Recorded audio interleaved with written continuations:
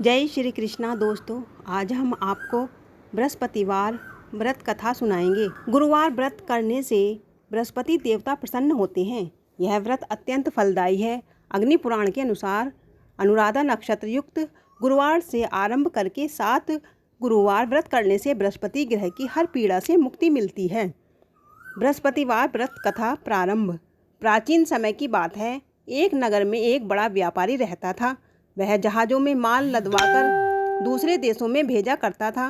वह जिस प्रकार अधिक धन कमाता था उसी प्रकार जी खोलकर दान भी करता था, परंतु उसकी पत्नी अत्यंत कंजूस थी।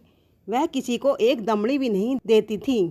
एक बार सेठ जब दूसरे देश व्यापार करने गया तो पीछे से बृहस्पति देव ने साधु वेश में उसकी पत्नी से भिक्षा मांगी।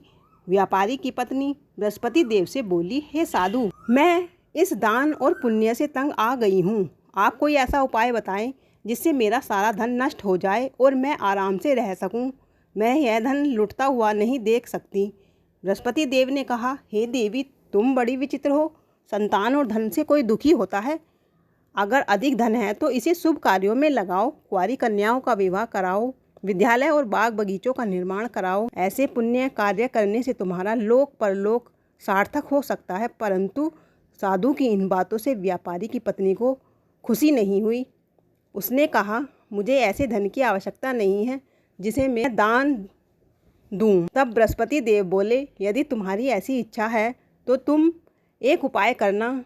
7 बृहस्पतिवार घर को गोबर से लीपना, अपने केसों को पीली मिट्टी से धोना, केसों को धोते समय स्नान करना, व्यापारी से हजामत बनाने को कहना, भोजन में मांस मदिरा खाना, कपड़े अपने घर धोना। ऐसा करने से तुम्हारा सारा धन नष्ट हो जाएगा। इतना कहकर बृहस्पति देव अंतर्ध्यान हो गए। व्यापारी की पत्नी ने बृहस्पति देव के कहे अनुसार 7 बृहस्पतिवार वैसा ही करने का निश्चय किया। केवल 3 बृहस्पतिवार बीते थे कि उसकी समस्त धन संपत्ति नष्ट हो गई। उसकी समस्त संपत्ति और धन नष्ट हो गया।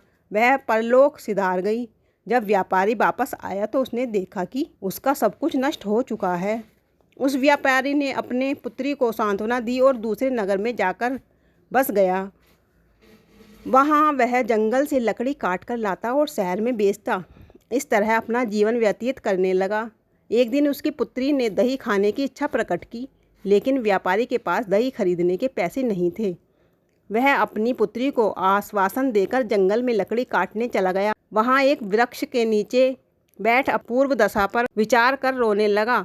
उस दिन बृहस्पतिवार था। तभी वहाँ बृहस्पति देव साधु के रूप में सेठ के पास आए और बोले, हे मनुष्य, तू इस जंगल में किस चिंता में बैठा है? तब व्यापारी बोला, हे महाराज, आप सब कुछ जानते हैं। इतना कहकर व्यापारी अपनी कहानी सुनाकर रो पड़ा। बृहस्पति देव बोले, देखो बेटा, तुम्हारी पत्नी ने बृहस्पति देव का अपमान किया था, इसी कारण तुम्हारा यह हाल हुआ है। लेकिन अब तुम किसी प्रकार की चिंता मत करो। तुम गुरुवार के दिन बृहस्पति देव का पाठ करो।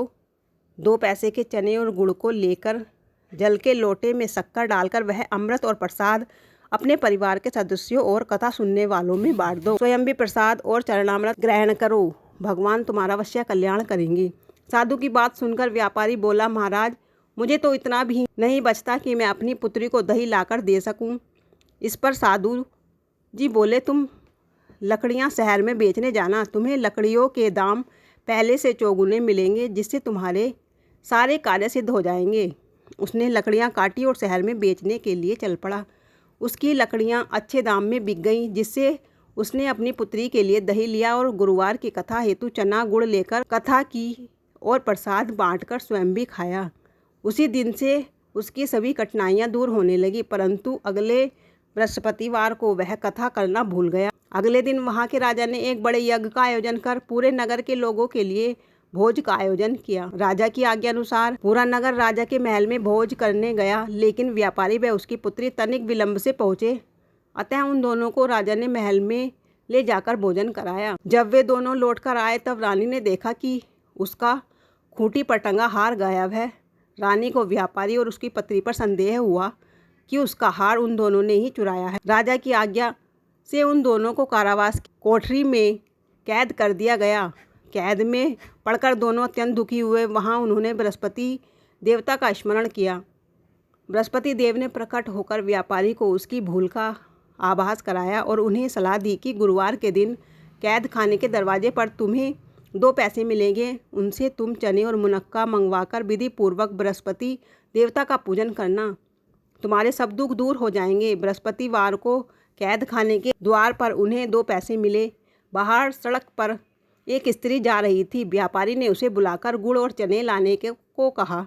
इस पर वह स्त्री बोली, मैं अपनी बहू के लिए गहने लेने जा रही हूँ, मेरे पास समय नहीं है। इतना कहकर वह चली गई। थोड़ी देर बाद वहाँ से एक और स्त्री निकली। व्यापारी ने उसे बुलाकर कहा कि हे बहन, मुझे बृहस्पतिवार की कथा करनी है, तुम मुझे 2 पैसे का गुड़ चना ला दो। बृहस्पति देव का नाम सुनकर वह स्त्री बोली, भाई मैं तुम्हें अभी गुड़ चना लाकर देती हूँ। मेरा इकलौता पुत्र मर गया है, मैं उसके लिए कफन लेने जा रही थी, लेकिन मैं पहले तुम्हारा काम करूँगी, उसके बाद अपने पुत्र के लिए कफन लाऊंगी। वह स्त्री बाजार से व्यापारी के लिए गुड़ चना ले आई और स्वयं भी बृहस्पति देव की कथा सुनी। कथा के समाप्त होने पर वह स्त्री कफन लेकर अपने घर गई। घर पर लोग उसके पुत्र की लाश को राम नाम सत्य है कहते हुए शमशान ले जाने की तैयारी कर रहे थे। स्त्री बोली, मुझे अपने लड़के का मुख देख लेने दो। अपने पुत्र का मुख देखकर उस स्त्री ने उसके मुंह में प्रसाद और चरणामृत डाला। प्रसाद और चरणामृत के प्रभाव से वह पुनः जीवित हो गया। पहली स्त्री जिसने बृहस्पति देव का निरादर किया था, वह जब अपने पुत्र के विवाह हेतु पुत्र वधू के लिए गहने लेकर लौटी और जैसे ही उसका पुत्र घोड़ी पर बैठकर निकला, वैसे ही घोड़ी ने ऐसी छलांग मारी कि वह घोड़ी से गिरकर मर गया। यह देख स्त्री रो रोकर बृहस्पति देव से क्षमा याचना करने लगी। उस स्त्री की याचना से बृहस्पति देव साधु वेश में वहां पहुंचकर कहने लगे, देवी तुम्हें अधिक विलाप करने की आवश्यकता नहीं है, यह बृहस्पति देव का अनादर करने के कारण हुआ है। तुम वापस जाकर अपने क्षमा मांगकर कथा सुनो, तब ही तुम्हारी मनोकामना पूर्ण होगी। जेल में जाकर उस स्त्री ने व्यापारी से माफ़ी मांगी और कथा सुनी।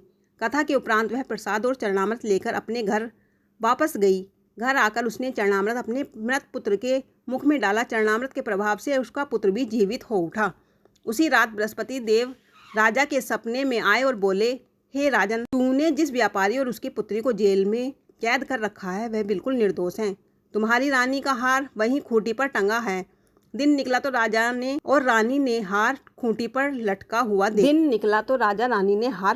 लटका हुआ देखा। राजा ने उस व्यापारी और उसकी पुत्री को रिहा कर दिया और उन्हें आधा राज्य देकर उसकी पुत्री का विवाह उच्च कुल में करवाकर दहेज में हीरे जवाहरात दिए। जय हो बृहस्पति महाराज की जय।